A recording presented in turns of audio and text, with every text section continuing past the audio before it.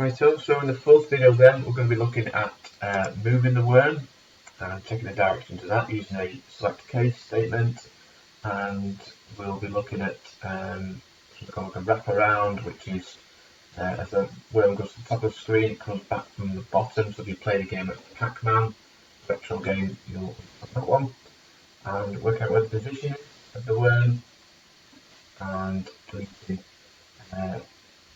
separate from the tail as it kind of goes, so it grows the other way. We'll look at that as well, so I'll explain that as we go. Right, so another subroutine there. So if we break this down to small sections, if I stick that there, then sub underneath that one, I'll add some more into this as we go. We'll just concentrate on this move worm first of all. So that's in there. So subroutine called move worm. We're then going to do like two variables, worm head x, worm head y, work out where it is. And we're going to calculate a new position. So each time you move that worm or it moves within the arena, you need to work out where it is. There's quite a bit going on even in a simple game just like this really. So worm head x, worm head y is the pointer. So remember that diagram we looked at in one of the earlier videos. I'll just flash it up again, find it for you quickly. We've got the head pointer and the tail pointer. Okay. That's 1 and 2, and then we're going to add 1 to that. So if the worm head pointer equals 100, then worm head pointer equals 0. So roughly what that means is that so basically it's going to be as the worm grows in size, it's going to be its maximum value, if you like. All right. Moving on then, so yeah, maximum value, but obviously its position of where it's going to be as well. I'll come back to that bit. I'll explain it more once the game's running. I'll make sure I make a bit more sense of that. So then we're going to get into this. So select case and some direction of where it's going to be. So this is a bit weird at first. All right. So if it's moving right, okay, it's going to worm head x value is going to increment by 1. All right. So if we go back to our, it's going to go that way. It's going up, isn't it? All right. If it's going up as well, it's going to decrement by 1. So if it's going that direction, so it's going 7, 6, 5, 4. It's going down. Yeah, it's a bit odd the way you think about it. So I didn't do left, did I? Sorry, I meant to say that. So yeah, that's the Y bit. The left bit's going left that way, so it's going decremented by 1 also.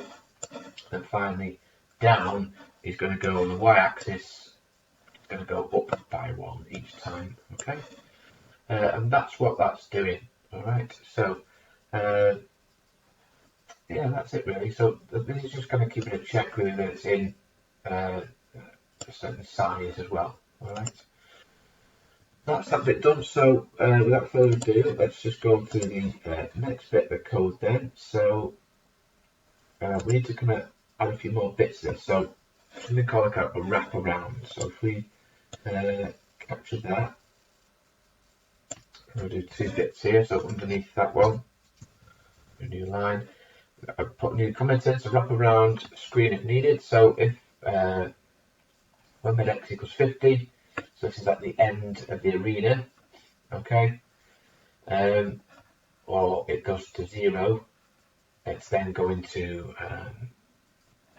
go into this like wraparound thing. So we need to kind of recalculate where it's going to be really. And so basically this here, these 4 areas, if it busts the arena size, if you like, if it maxes out the arena size values, which are here, 49 and 23 in the array, that's what it's doing. Okay, so it's going to wrap around. So as it does that, it's set a new position. So it's 1 and 2 value again. And then it's going to run that subroutine, collision detection, which is what we did last time. Right. And that is then obviously going to recalculate where that position is. All right, where the worm head position is. A little bit tricky at first to get your head around that, but again, one of those I keep saying that if you don't play the game and see what's going on, and then kind of get it in your head of how it's plotting in the array, you'll be fine. Alright, so last bit of this video then, we're going to look at this bit. So we've set the new worm head. We're going to draw the worm head, so we do that by setting this cursor position again and look at this worm 1 and 2. So as I copy that over, there's a bit of a mistake there. Let's fix that. So again, there, just copy from my PowerPoint notes this. Right, that's that sorted. Okay, so I'm going to write that the worm, that's the worm signified by a hashtag. Alright, so it's redrawn the head, and it's going to delete from the tail as well as it kind of goes and wraps around.